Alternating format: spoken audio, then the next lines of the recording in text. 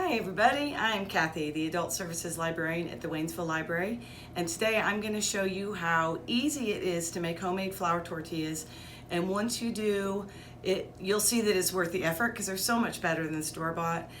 This is a fun project to do with teenagers too. I think this is with a little bit of supervision because we do need some high heat to cook them. But let's get started. I always use King Arthur all-purpose flour. For something like this, it's got a higher protein count than, say, the store-bought, like Laurelin flour or something like that is much lower. And it's a little bit less than bread flour, so it's just the perfect balance for something like this. Baking powder, and your fat can be either lard, shortening, or bacon grease. So this is just some lard that I have here that works beautifully. You can buy it in the grocery store, I think, but I always get this from Hickory Nut Gap, which is a farm down in Fletcher. Also, this is my nifty little bacon grease container that's got a little strain on top, so it's nice. You can just pour your bacon grease right into it. I've already made a batch with the lard that I'm going to show you how to roll out in a minute. So this batch is going to be with bacon grease. And you just need water and salt and whatever fat you choose in the flour. So, and the baking powder is already in the bowl. So this is flour and baking powder. I've dissolved my salt in the water. And you don't have to be real particular about measuring things. It calls for 3 tablespoons of fat.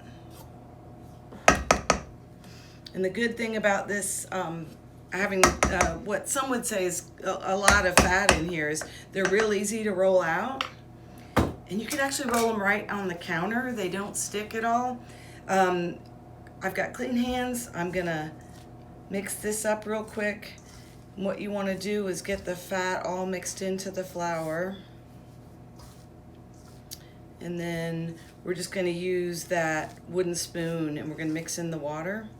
All right, so I don't know if you can see this or not, but I've got the fat mixed in. It's kind of clumpy, and that's the texture that you want.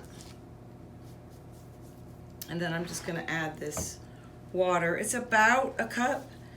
Don't add it all at once because you might not need it all. It depends on the humidity in the air, and every flour is a little different with how much water it absorbs.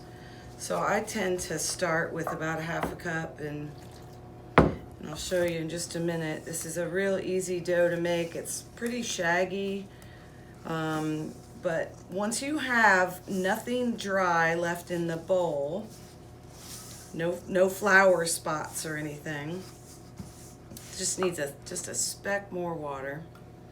Put that aside. So that was about 3/4 cup of water. And then you can see it's coming together pretty well. So once that happens, you just turn it out onto the counter. And this counter is really nice because nothing sticks to it. Got a little bit of flour on both sides.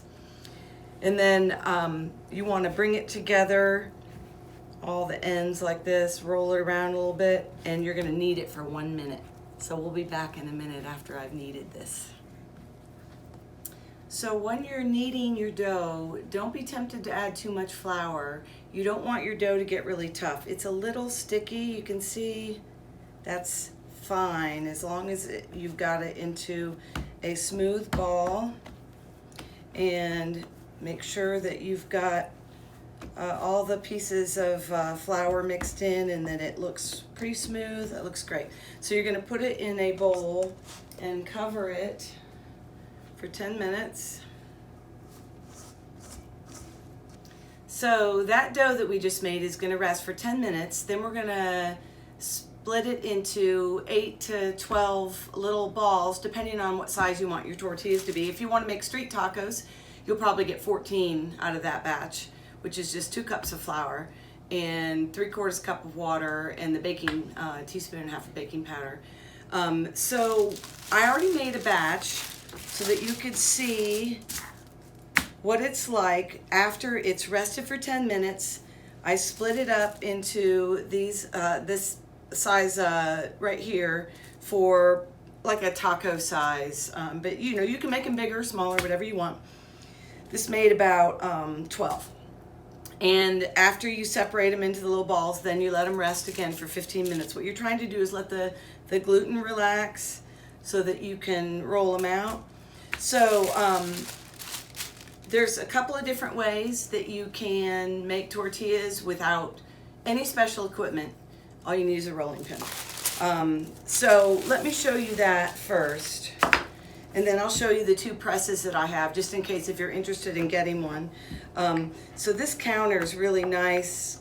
It seems like nothing sticks to it, but these don't stick much anyway because of that fat content in them. So it's a really nice dough to work with.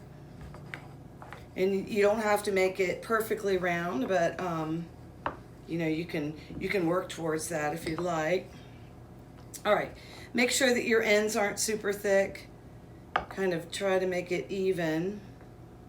We're gonna just let that rest for a minute while I show you how to use the electric press. If you want to roll it on wax paper, you certainly can. Carry the wax paper over to your frying pan and peel it off. That's another way to do it. If you want to use a press, here's one that's not electric. And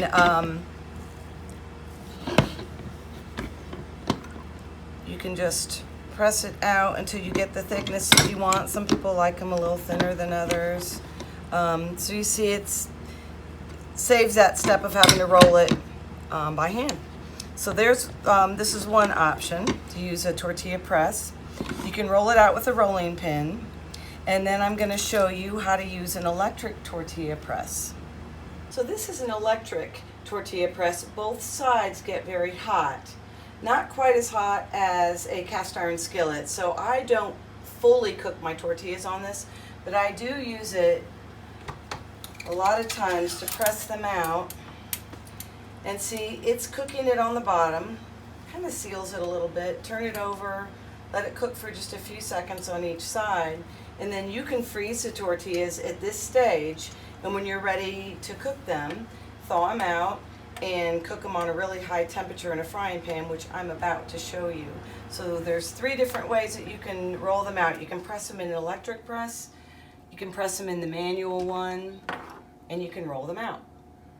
Okay, we've got 2 really hot pans here, stainless steel and cast iron.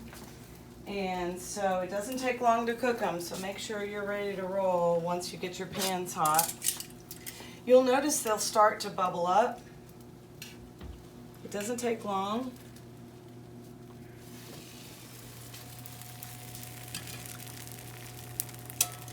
And if you can see this one, all the little bubbles that are in there, when you flip that over, those will get darker than the rest. And that is the sign of a well-made flour tortilla. See how it's puffing up? So, really hot pan. I like the cast iron the best. I'm going to move this one off. And that's it. It's done. And butter and salt. You can eat it just like it is. So you can just spread some butter on that, a little bit of salt, or you can make quesadillas or tacos. This is what the tortillas look like when they've been par cooked in the electric press. So you can make a stack of these and freeze them. And then when you're ready to eat, you can just get your pan blazing hot and toss them in there. So you can see how easy it is to make homemade tortillas, and I promise it's worth the effort. If you would like the written instructions, just go to the library's website. And if you have any questions for me, don't hesitate to email, and thanks so much for watching. So you've learned how to make homemade flour tortillas. Here's a great way to use them. Check out these 3 books. The first one is called Just Tacos. The second one is Mexican Street Food to Die For, and the last is Tex-Mex. 3 great cookbooks that will give you some ideas on how to use those tortillas that you just made from scratch.